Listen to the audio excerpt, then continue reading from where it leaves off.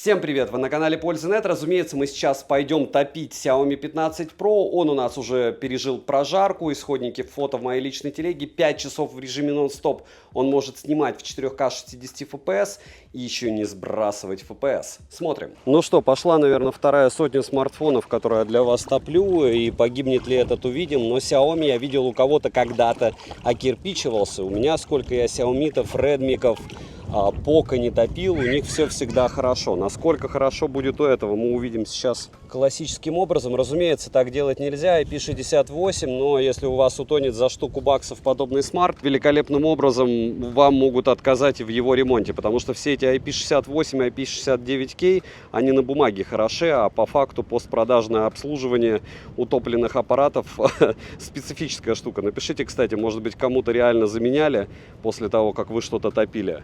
Кстати, тач. А тач нет, тач не OnePlus-овский. Ну-ка, а под водой? А под водой нет. Ладно, в общем, для этого существуют чехлы.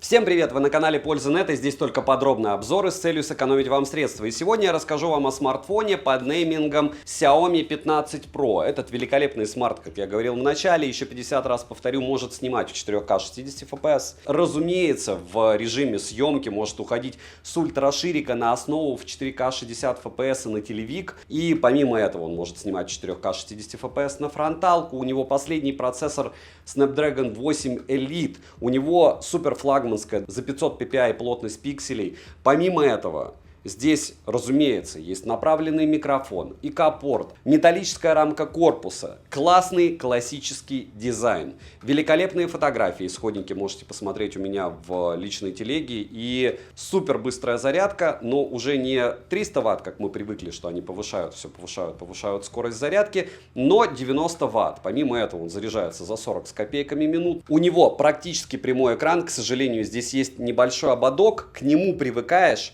Мне нравится больше абсолютно прямые экраны, как, допустим, в Xiaomi 15. И, скорее всего, это дело будет отсутствовать на глобальном рынке, а выйдет только на глобалку Ультра. Но здесь есть все бенды, разумеется, Google сервисы на борту. И насколько хорош, плох и интересен данный смартфон, вы увидите в ролике. Помимо этого, разумеется, я его сравню с S24 Ultra. S25 Ultra у меня уже на руках, но он пока там будет допилен.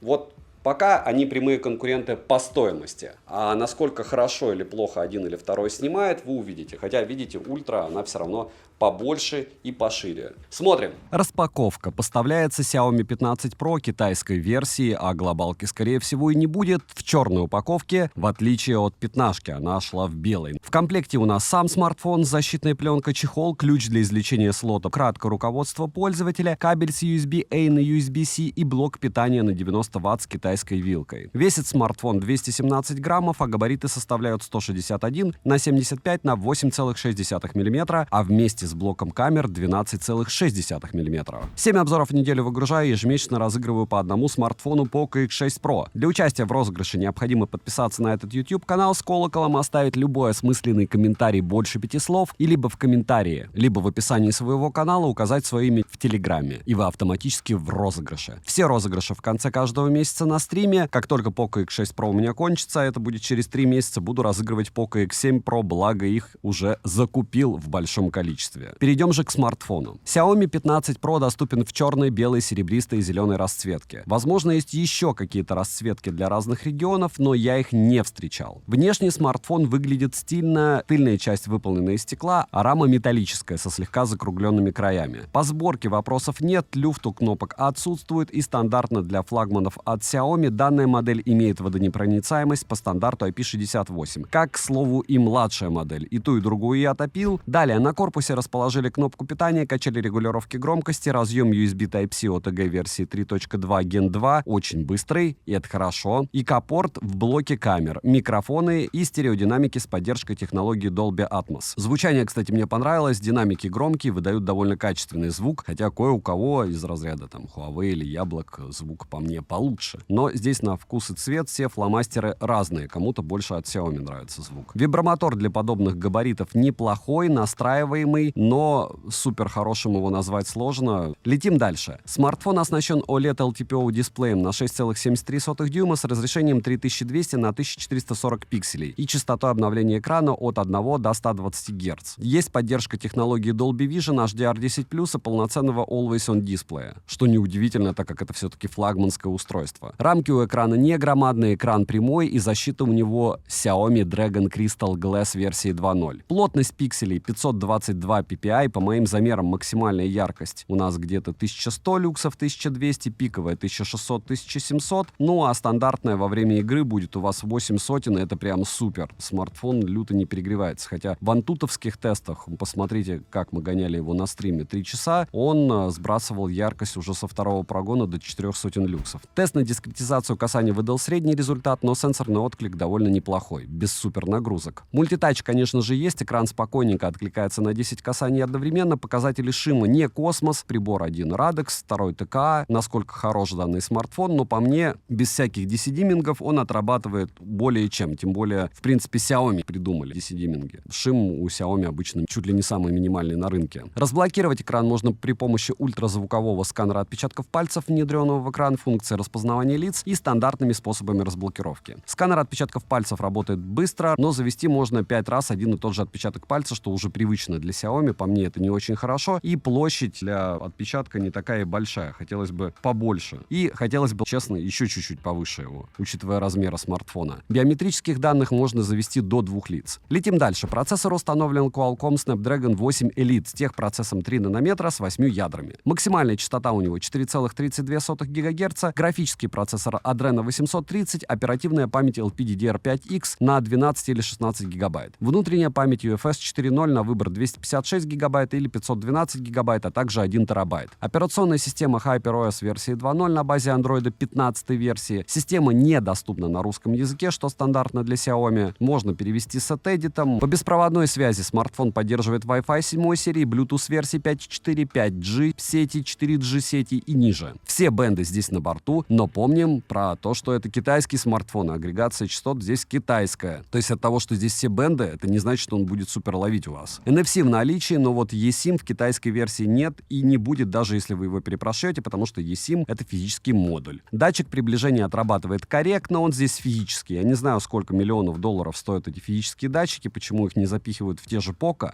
GPS-тест двухдиапазонный, тест показывает точность 4 метра, хотя должен показывать точность 3 метра. Он не супер быстрый, но, в принципе, претензий особых нет. Емкость аккумулятора 6100 мАч, в PC-марке он выдал бомбические 11 часов 7 минут, и это подтверждает результат моего теста на съемку в 4К 60 FPS. Он почти снял 5 часов. Посмотрите результаты теста в моей личной телеге. FPS он не сбросил, не перегрелся, в отличие от Xiaomi 15, который вырубился с первого прогона через 27 минут. Work Performance показал довольно скромные 17 тысяч, видели мы и намного больше. Плюс Xiaomi 15 Pro поддерживает быструю зарядку от провода до 90 Вт. Заряжается он рандомно, но если вы успеете нажать кнопку Boost, и все будет хорошо. У меня заряжался за 41-42 минуты. Беспроводная зарядка до 50 Вт и беспроводная реверсивная до 10 Вт. При просмотре роликов на YouTube от 3 до 5% заряда в час. В играх в час в среднем уходит от 20%, это в PUBG New State, до 24% где-то в Genshin Impact, но не на максимальных, а на рекомендованных настройках при 60 FPS. Притом яркость он чуть-чуть, но сбрасывал. Через 20 минут начал реально залипать в Genshin Touch. И в принципе, если идти по заданиям, он потом восстановился. Игровым смартфоном его не назвать. С другой стороны, а какие претензии? Что он выдает в Throttling тесте, вы видите на экране, в Geekbench и всем остальном. В Antutu он выдает 2,5 миллиона попугаев, на третий прогон 2 миллиона 200 тысяч выдает. Storage тест показывает в минимальной комплектации почему-то только 170 тысяч. Это очень нехорошо, но опять же, прогонов я делал несколько. Переходим к камерам. С тыльной части можно заметить направленный микрофон, LED-вспышку, основной сенсор Light Hunter 900 на 50 мегапикселей с оптостабом, фокусным расстоянием в 23 мм, апертура 1.4, лазерной автофокусировкой и разрешением для записи видео максимальным. 8К 30 FPS, 4К 60 FPS, да, 120 FPS здесь нету, и в Pro режиме тоже. А у некоторых Samsung'ов есть и ниже. Сверхширик Samsung S5 KGN на 50 мегапикселей с углом обзора в 115 градусов, с фокусным расстоянием в 14 мм, цифровой стабилизацией, апертурой 2.2. Телеобъектив Sony IMX 858 на 50 мегапикселей с фокусным расстоянием 125 мм, мм, оптостабом, апертурой 2.5 и пятикратным оптическим зумом. И фронталка на 32 мегапикселя находится в верхней части экрана по центру. Максимальное разрешение для съемки видео у нее 4К 60 FPS и даже 4К 30 FPS в режиме HDR. Короткие примеры и сравнения вы сейчас, разумеется, увидите.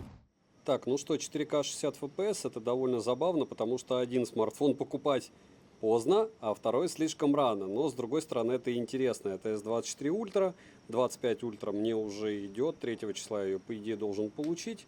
И это, разумеется, Xiaomi 15 Pro, который у меня уже давным-давно на руках. То есть у него очень много всяких обновлений. Вот это ультраширик, все в 4К 60 FPS. Так, вот это чуть-чуть интереснее, чтобы вы понимали, для чего в 4К 30 FPS снимают. Вот сейчас 4К 30 FPS, два основных модуля. Видите, насколько больше информации? Все правильно, больше света, больше цвета. И ультраширики 2.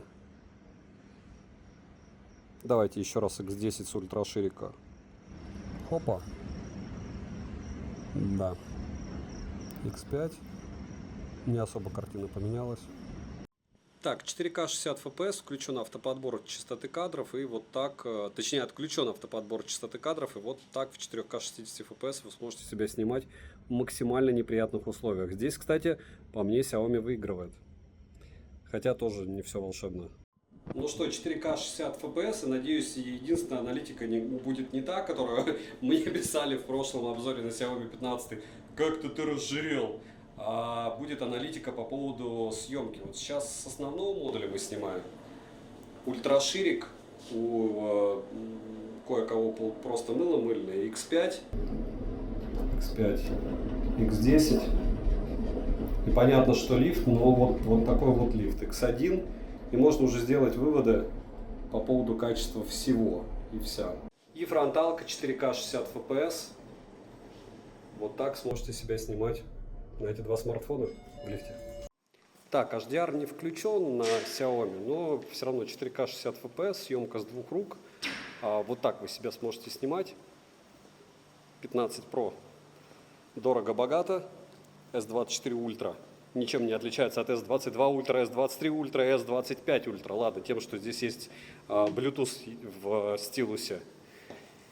И вот так примерно вы сможете себя наблюдать на фронталке. И мне интересно, на S25 Ultra такая же будет беда. Напоминаю, что S25 Ultra я тоже купил, и там тоже будет много. Скорее всего, даже с S24 Ultra буду его сравнивать. Мне кажется, вам будет весело, да? Или не надо? Ну и разумеется, вот то, что снимает Xiaomi с цветом рубашки, это правильно. А то, что снимает Samsung, это неправильно, кто не понял. 4К 60 FPS, основные два модуля, и начнем съемку. Насколько хорошо один и второй смартфон снимают, вам решать, но напоминаю, что самая магия в этом всем в том, что ни тот, ни другой смарт, скорее всего, в 2025 году вы покупать, во всяком случае, китайские версии не будете. Почему?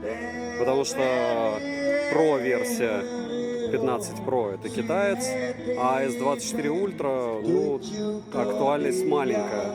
Опять же, только за супер низкий ценник.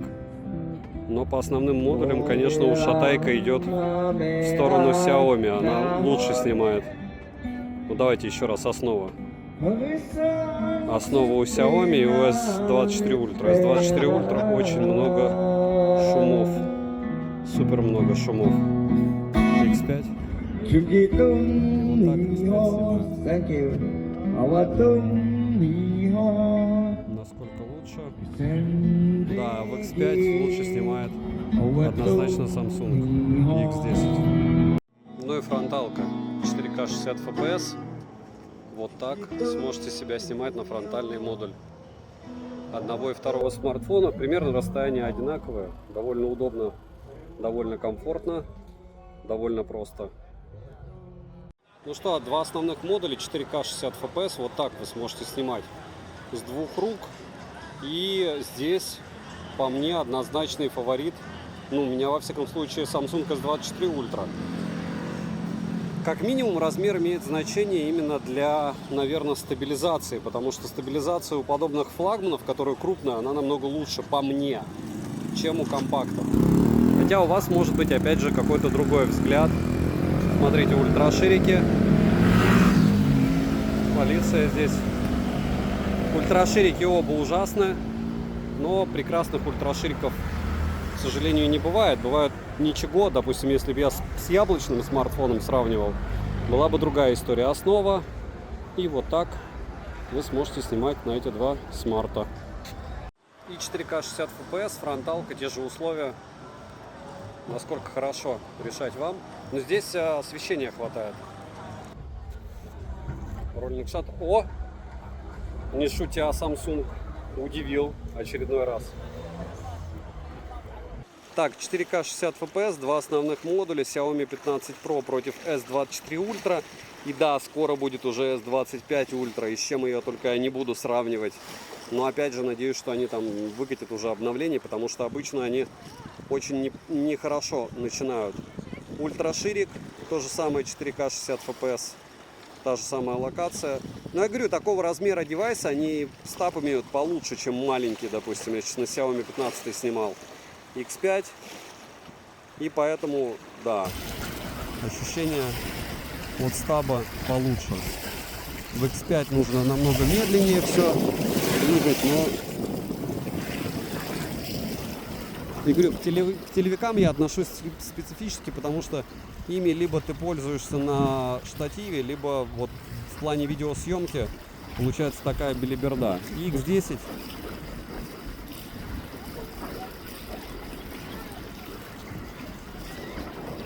видите, малейшее дуновение ветерка, и на Xiaomi какая-то беда происходит, просто лютейшая. И 4К 60 FPS, фронталка, съемка против солнца. Угу. Солнце в глаза. Вот так. Так, ну что, попытка разбить два смартфона. Это опять 4К 60 FPS, S24 Ultra против Xiaomi 15 Pro, который я почему-то решил нести без чехла. И это крайне неразумно с моей стороны. Но с другой стороны, заодно и краш-тест, может быть, будет. Хотя его и так, и не разбитым очумеешь продавать. А если он будет еще и битый, это будет двойная печаль. По цветам Xiaomi ближе. Почему-то Samsung или даже нет. Что-то посерединке. Теперь Samsung, мне кажется, ближе. Хотя цвета абсолютно разные. Если без очков смотреть, то все-таки, не знаю, мне кажется, Xiaomi ближе почему-то. Не кажется, а Xiaomi однозначно вот сейчас проигрывает, он выбеляет. Если говорить про зелень, правильно, на Samsung. То есть здесь зависит от цветов, где-то кто-то выигрывает, но чаще, наверное, да, Samsung покорректнее будет намного. И вот так вы сможете снимать с двух рук на эти два великолепных смартфона. Очень даже корректно. Так, аккуратно. Ну что, еще 4К 60 FPS. По поводу света, вот смотрите, все там на желтый свет ругаются. Но реально сейчас желтый свет, теплый желтый свет, как вы видите на S24 Ultra. Понятно, что можно сказать, что хотелось бы белый свет, но его температура на Xiaomi не отражает действительность. Это ультраширики, это X5. Да, конечно, X5. У Samsung атас, да? Прям атас. И основа вот так.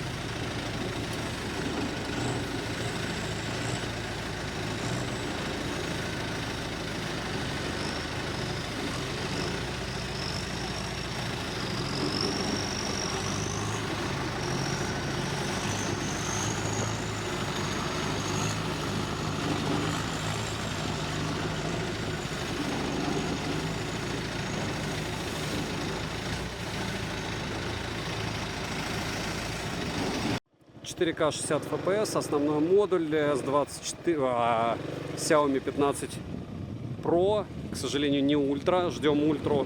Но повторяюсь, что, допустим, если брать Xiaomi 14 Ultra, то да, ее там продают, по-моему, по 89 тысяч уже, и с таможней вроде бы, но она нулевой просто популярностью пользуется, потому что я ее продавал, я помню, это, конечно, тяжело продать такую штуку. Ультраширик, потому что у Xiaomi какие топы? У Xiaomi топы Poco, Redmi, что-то бюджетное. Или 11 Ultra, когда, помните, вот сейчас основа. Мы покупали все это дело по 30 тысяч рублей, по курсу там 50 рублей за доллар. Вот, тогда было прям вау. Еще и 2 экрана, и вроде фотофлагмана за копейки. А то, что выходит после этого, 12 Ultra, 13 Ultra, 14 Ultra, какой-то космос. Про-версии, ну, скажем так, тоже не шепчет с точки зрения эконом-класса, очень дорого. Вот так на основной вот модуль вы сможете снимать. Надо мне колодки поменять, или рано или поздно у вас подобный контент кончится. Напоминаю, что практически все более-менее снимающее и даже не снимающее я тестирую таким образом тоже. Опасно, так делать не стоит. Но вы, во всяком случае, можете оценить, как это дело может снимать движение. Все, останавливаю. Мне сейчас глюк был, он что-то не включал 4К 60 FPS. Очень странные дела. Ну ладно. Вот так сможете снимать где-нибудь в магазинах. Классно снимает. Вот прям вот, классно. Если с кодировкой еще все будет супер, на что я очень сильно надеюсь. Ультраширик, X5. А, это X10. Ну-ка, X5. Да, X5 приятнее будет, чтобы читать что-то там. X1. 4К 60 FPS, он может влоги снимать на основном модуле. Круть. Можно еще volume adjustment делать. Вау. Ну и разумеется, максимально штатное это двойное видео. Вы можете благополучным образом это все скачать и сравнить на своих мониторах. Единственное, я неправильно выбрал разрешение для соотношения сторон для Samsung S24 Ultra, но дело это не меняет, потому что вот они, два основных модуля, и насколько лучше Samsung справляется, видно, допустим, по вот этой вот зелени, которая хоть чуть-чуть там видна. У Xiaomi вообще ничего не видно, хотя, опять же, можно посмотреть на солнце, на вот эту дорожку. То есть многие не фотографируют против солнца, но обычно те, кто занимаются а-ля проффотографией, либо реально проффотографией, они знают, что случаи бывают разные, лучше к ним быть готовыми. Если говорить про фронталку, S24 Ultra в этот раз по фото, я бы не сказал, что прям так ушатывает Xiaomi, что прям в нули. Я бы даже сказал, что здесь ближе к паритету, если бы не общее впечатление. То есть общее впечатление у меня лучше, разумеется, от Ultra. И, разумеется, с светом Xiaomi справляется фронталка хуже. Но в целом, если не брать во внимание некоторые моменты, у Xiaomi достойная фронталка, но проигрывает Samsung однозначно, даже в этих условиях. Если брать ультраширики, вот смотрите, если брать Xiaomi, то все вообще мега ужасно. Если брать Samsung, ну чуть-чуть лучше. Но опять же, ночная фотография на ультраширика, Xiaomi вообще ни о чем. Ни в какие ворота не лезет, ни в каком сценарии нигде. Вот примерно так скачиваем исходники в моей личной телеге. Хотя вряд ли кто-то будет из этих двух смартов выбирать. Напоминаю, S24 Ultra в те же деньги глобалка. Вот это вот ультраширик. И здесь 15 Pro превзошло себя в плане Samsung. Просто ужас. Ты смотрел на один Samsung, такой, да что это такое? Но когда ты смотришь на Xiaomi, вот на эту вот картину, ощущение, что у него есть и, хотя его нет. По ультраширику все понятно. По основному модулю, смотрите, по работе со светом. Здесь достаточно посмотреть на то, как с лампами кто отрабатывает. И с одной стороны, здесь ореол у нас небольшой, но у Xiaomi, хотя ореолы маленькие, вот эти вот лучи, они портят всю фотографию. То есть с ореолами работать намного проще, чем когда у тебя фотография вся исполосана просто вот этим вот делом. Фронталки, насколько хорошо, Ультру сразу видно, Xiaomi видно не сразу, но Samsung по мне лучше. Скачивайте исходники, зумы я не сравниваю, потому что все это специфичная штука, и те, кто выбирают телевик, они могут посмотреть и на смартфоны подешевле с телевиками, всякие Realme, если вам прям вот портретная съемка, вы этим зарабатываете, у вас постановочные фото, вы с них неплохо сфоткаете. Вот так пока. Скачивайте исходники, делайте сами выводы. Минусы: перегрев, стерео не супер полноценное, то есть есть ощущение перекоса. Нет переменной диафрагмы и нет какой-нибудь киллер-фичи из разряда хотя бы обходной зарядки или триггеров или еще чего-нибудь. Вот что-нибудь бы они придумали. Плюс стагнация в камерах. Да, фотографирует лучше, чем прошлая версия. Но такое ощущение, что они прошку делают, чтобы просто делать. Супер что-то там они покажут в ультре. Цены можете посмотреть по ссылке в описании к видео. Не забудьте подписаться на телеграм-канал скидок взаимопомощи и мой личный телеграм-канал по ссылкам в описании. Там много всего полезного. И вы этим очень сильно поможете проекту. Хотите стать спонсором канала с эксклюзивным контентом и советами в режиме реального времени быстро? Подпишитесь на спонсорскую телегу по ссылке в описании. Вот, кстати, вам бонус фронталки перед эпилогом по поводу тротлинг-теста, почему его внутри не было. Самое интересное, это как раз Xiaomi 15 Pro. Я проводил его два раза.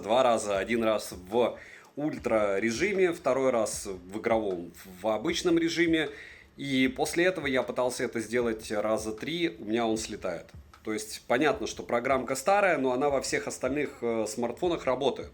И, в принципе, вы можете смотреть на Throttling Test Antutu, он максимально репрезентативный, но заодно увидели, как в студийных условиях работает фронталка, и узнали, что Throttling Test не работает. Захотелось добавить, да, вот как в студийных условиях, то же самое, что я снимаю себя на Sony FX3, работает основной модуль, и в 1000-й раз, я это в эпилоге несколько раз повторю, вы можете благополучным образом не приобретать смартфон этот, если вы не знаете, что такое Xiaomi. Потому что это вам кажется, сейчас я в конце буду рассказывать, там разблокировка загрузчика легко, настройка оповещений легко, там, не знаю,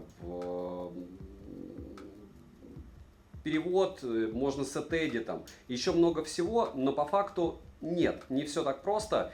Так что вот так будет снимать вас камера на основной модуль этого Xiaomi 15 Pro, если вы будете на него снимать. Но, повторяюсь, хотя у больших смартфонов намного лучше стабилизация, ну, это физика, но чаще всего. Но прикол в том, что его держать тяжелее, то есть сейчас я его держу на вытянутой руке, без штатива, без всего, и это, конечно, не супер комфортная штука. Хотя микро должен отрабатывать шикарно. Обзоров было много на этот девайс, время какое-то прошло, и я, считаю, его тестирую через месяц. Во-первых, по поводу претензий по перегреву. Все прошло? Ничего нет. Почему? Потому что мы играли в Genshin, мы играли в PUBG New State в онлайне. Повторяюсь, у меня есть канал для стримов, там уже 12 тысяч человек. Подписывайтесь, спасибо, что приходите, потому что вот там, как из разряда «Зачем говорить, если можно показать, что все хорошо?» Вот с ним все хорошо. Снимать он может, на секундочку, 5 часов в 4К 60 FPS. Без сброса FPS, без вырубаний. Файл будет, да, почти 80 гигабайт. Претензии по поводу скроллинга. Когда ты скроллишь, что шим повышается. Любой смартфон будет то же самое. То есть для десятиминга нужно время. С шимом здесь все в порядке. По поводу блокировки загрузчика, который я хейчу, и я не считаю разумным приобретать китайские версии смартов, но это тоже решаемо. Притом не обязательно за 25 тысяч рублей, кто-то знает как за $70, кто-то знает как за 25, кто-то вообще сам может это сделать. Если вы разбираетесь, я понимаю, почему вы покупаете этот смартфон. Здесь нет eSIM, здесь нет 4К 120 FPS, здесь нет обходной зарядки. Экран кому-то не понравится, потому что неудобно будет клеить защитное стекло или пленку. Здесь у нас нет каких-то суперфишек из разряда механической диафрагмы или еще чего-нибудь. Но это устройство, по мне, сбалансировано как минимум на свою стоимость. Опять же, только для тех, кто понимает, что он приобретает. Если вы любитель Xiaomi, вы знаете, как здесь включить уведомления на все. На все они будут работать. Вы знаете, как за 2 клика утрированно отрубить рекламу. Вы знаете, как это делать форумов море, фанатов моря.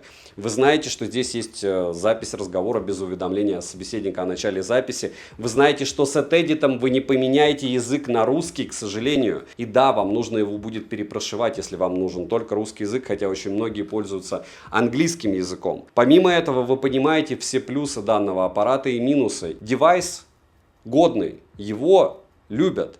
Главное смотреть платформы все, мониторить, кто за сколько что продает. У Xiaomi особенность и у прошек, и у всего остального китайская. очень часто скидывают потом очень дешево. Насчет аккумуляторов, как мне пишут, почему я не акцентирую внимание на то, что они новые, так у них циклов зарядки меньше.